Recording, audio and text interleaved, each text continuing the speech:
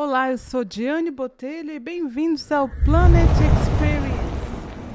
Tá bom, eu sei que eu deveria ter feito isso antes, que eu deveria ter gravado um vídeo falando, me apresentando, mas é isso, eu te convido a nos acompanhar nessa aventura ao lar da tribo Chaga. No meu primeiro dia aqui de aventura, aqui na Tanzânia, estou na cidade de Moshi, no hotel Pink Flamingo Kilimanjaro. Acabei de tomar um café maravilhoso aqui do hotel. E em 5 minutos, aparentemente, o meu guia vem aqui me buscar.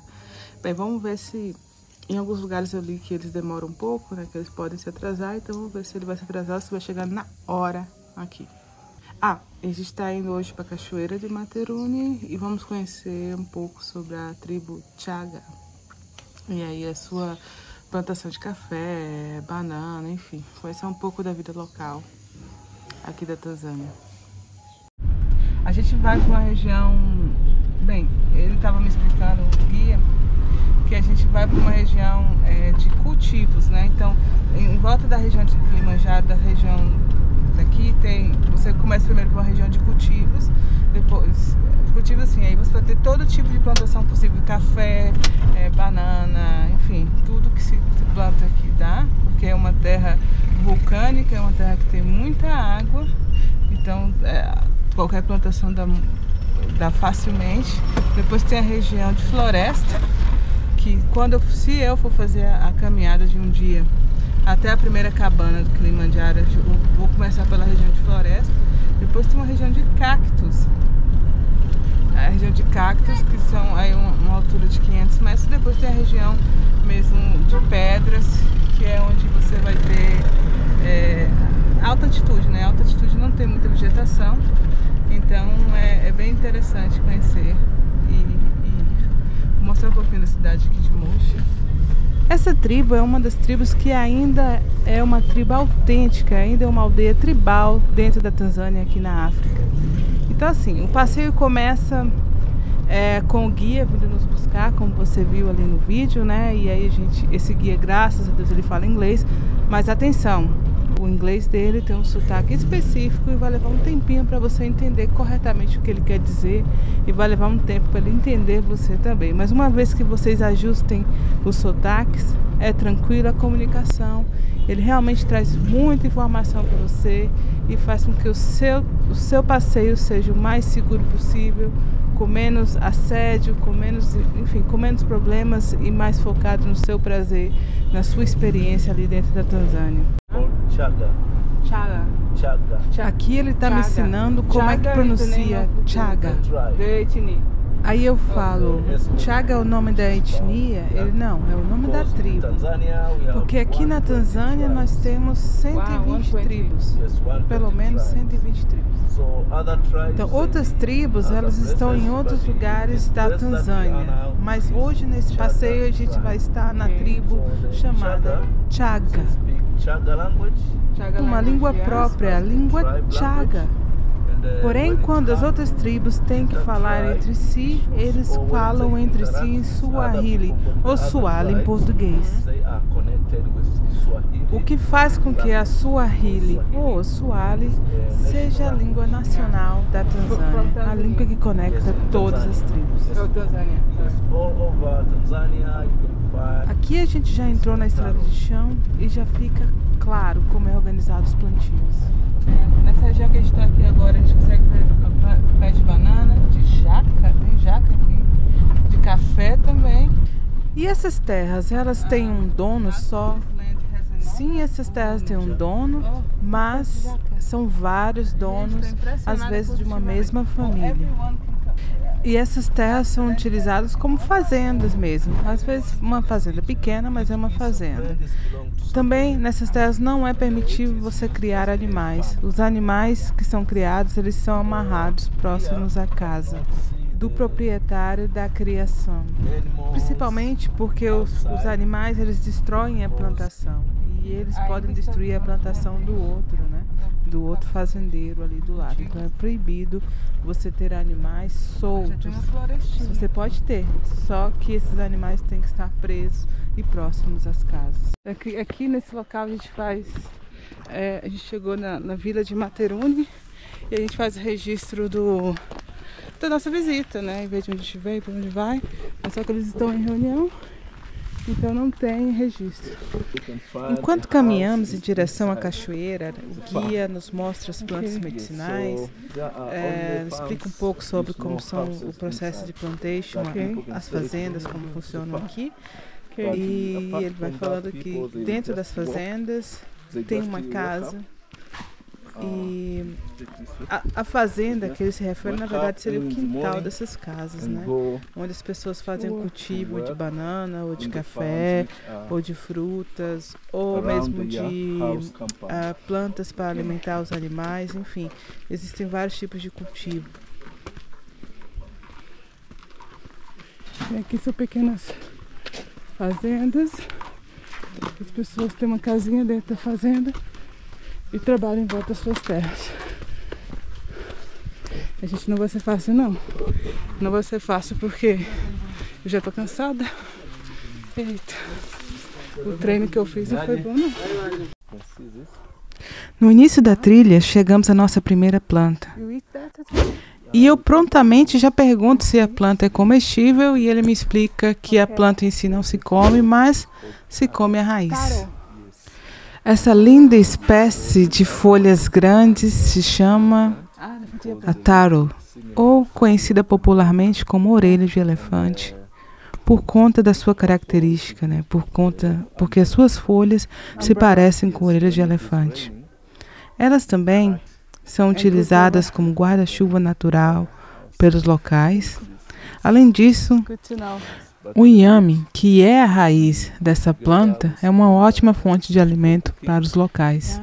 E eu comi a sopa e é muito gostoso. Então a raiz ela é usada para fazer guisado de carne, com batatas, com banana verde. Também se come como mingau.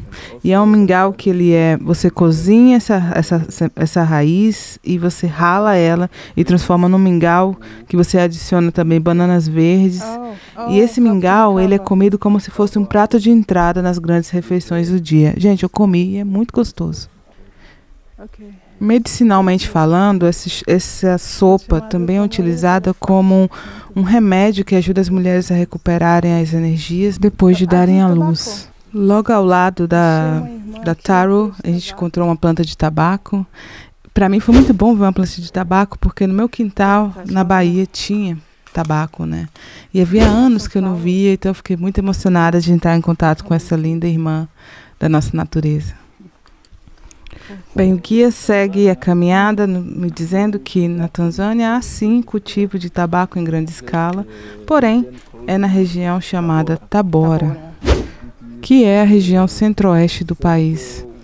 E essa região é muito famosa pela produção de tabaco e eles exportam toneladas e toneladas de tabaco por ano, dali oriundos da região de Tabora.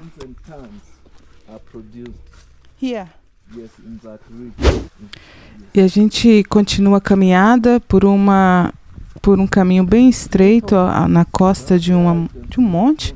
E aí o guia me mostra que estamos a 15 quilômetros de Moshi, né, que é a cidade mais próxima ali de onde estamos, e a 5 quilômetros do Kilimanjaro, que nesse dia que a gente estava gravando estava meio tímido e estava atrás dessas nuvens ali em frente ao guia. E Hashim começa a explicar a origem do nome Moshi. A cidade se chama Moshi porque essa cidade muitas vezes está coberta de névoa ou de fumaça, como se fosse uma fumaça. E Moshi em Swahili ou em Swahili em português significa fumaça. Então Moshi é a cidade da fumaça. Moshi também é conhecida como a capital dos alpinistas da região do Kilimanjaro. Então, assim, aqueles que vão escalar o Monte Kilimanjaro precisam aclimatar antes ou depois da subida. Na verdade, o recomendado é que você aclimate 2 dias, pelo menos, antes da subida e aclimate 2 dias depois da subida, por questão de segurança, por questão de saúde mesmo na cidade de Moshi. Porque uma vez ali você é aclimatado com a altura, com o clima, voltando, você realmente fica livre de qualquer doença, né, que a altura, que a subida, que a escalada pode causar em você. Hashim também me conta que Moshi possui uma grande estação de trem construída pelos alemães, e essa estação ela é bem antiga e grande. E ela conecta a cidade de Arusha, a região de Kilimanjaro, à capital da Tanzânia, que é Dar es Salaam.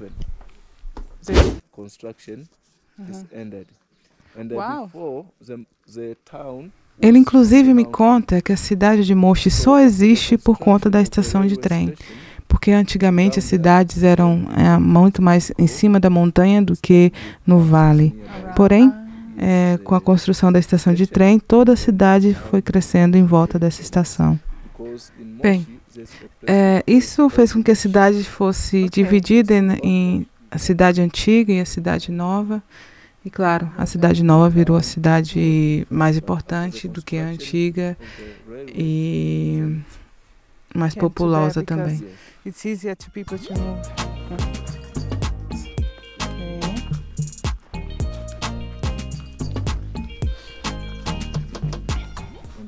E aqui nós temos a planta chamada lantana. Lantana? Lantana é um chá? É um chá? Você pode usar para chá? Não. Não, a gente não faz chá com essa planta. Mas a gente come o fruto dessa planta. É um fruto bem gostoso, saboroso e docinho. Mas a gente também chama essa planta de linda, ontem, hoje e amanhã, por conta das diferentes cores que essa planta, que essa florzinha tem. Então ela pode ter o laranja, ter o amarelo e tem uma cor entre o laranja e o amarelo também.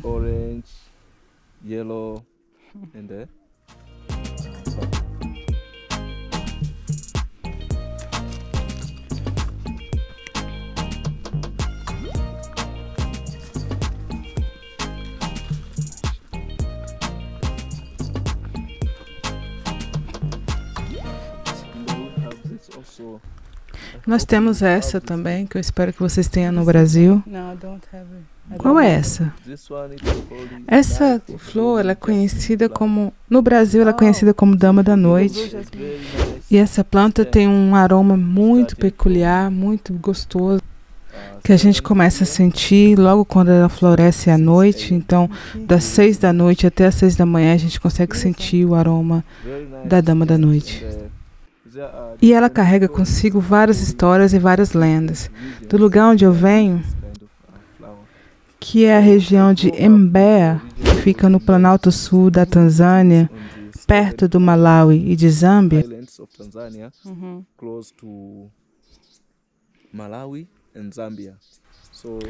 Lá, eles acreditam que o aroma da dama da noite atrai demônios que se reúnem em volta dessas plantas, em volta das flores à noite, para capturar as crianças, para sequestrar as crianças e comê-las. Então as crianças, desde cedo, já conhecem essa lenda, e toda vez que elas sentem o cheiro da dama da noite, já vão para casa, não ficam na rua à noite, para não serem sequestradas pelos demônios que são reunidos em volta da dama da noite. Claro que essa é uma forma de manter as crianças em casa à noite, manter as crianças seguras em casa, e usar essa lenda, a lenda da dama da noite, é uma forma de proteger os filhos dos riscos que a noite pode trazer. Nossa, né? Gostei demais dessa lenda. Pole pole. Asante. Devagar. Aqui, tome cuidado, venha devagar. Não. Aí eu pergunto a ele, como é que eu respondo ao pole pole, que é o devagar? Eu respondo com um obrigado, que é o asante? Ele não. Quando alguém te chama, falar pole pole, você fala sawe. Sawe é tudo bem, ok, obrigado. Sorry for you. E aí ele explica que tem uma outra expressão chamada pole. Pole é quando você está caminhando em alguma situação difícil. Por exemplo, aqui a gente está caminhando nesse caminho apertado. Se alguém passar pela gente, provavelmente vai falar pole, que quer dizer, eu sinto muito por você, mas bora. Eu brinquei dizendo, quando eu chegar até o final da viagem, eu vou estar sabendo falar o Swahili. E aí eu posso dizer que eu falo português, espanhol, inglês, francês e Swahili também. O guia ficou curioso e me perguntou se eu uso todas essas línguas no meu dia a dia. Eu respondi que não, que é somente inglês em casa e francês na Suíça. E eu expliquei que eu aprendi espanhol quando eu estudei na Argentina, quando eu fiz um ano de faculdade lá.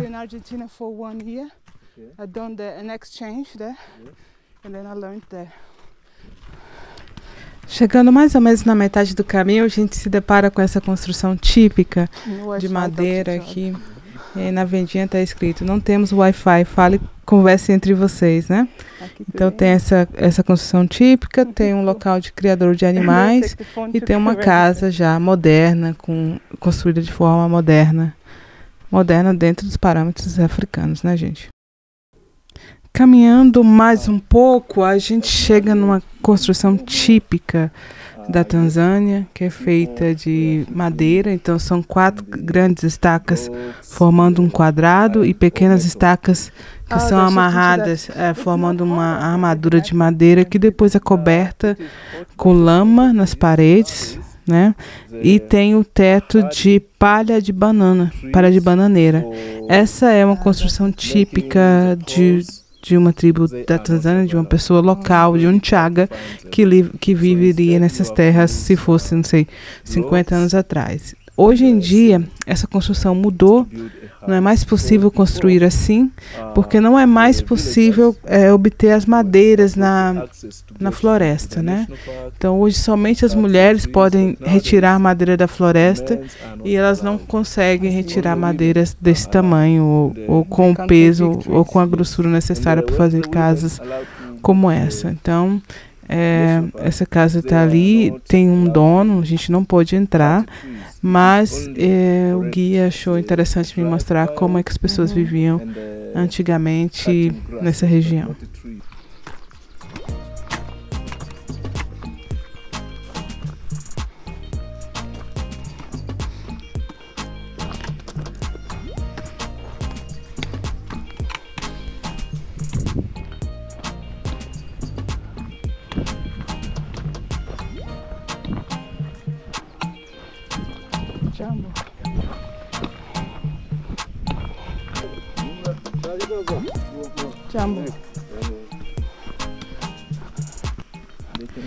Bem, aqui você consegue ver que nós temos aqui, ao invés de plantações, nessa área aqui o dono decidiu plantar a grama selvagem, que nós chamamos aqui grama da Guatemala.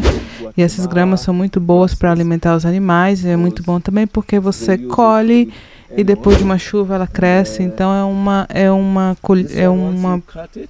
fonte fácil de alimento para os animais, para as pessoas aqui da região.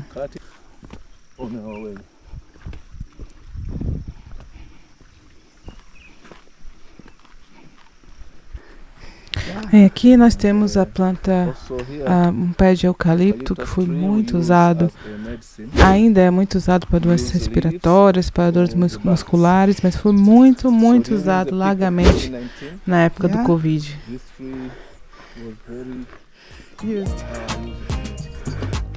Olha que lindo esse eucalipto. Caminhamos mais um pouco e a gente encontra essa senhora aqui, uma vila com algumas casas. Eles diriam que seriam algumas fazendas, enquanto a senhora aqui mostrando um camaleão nativo.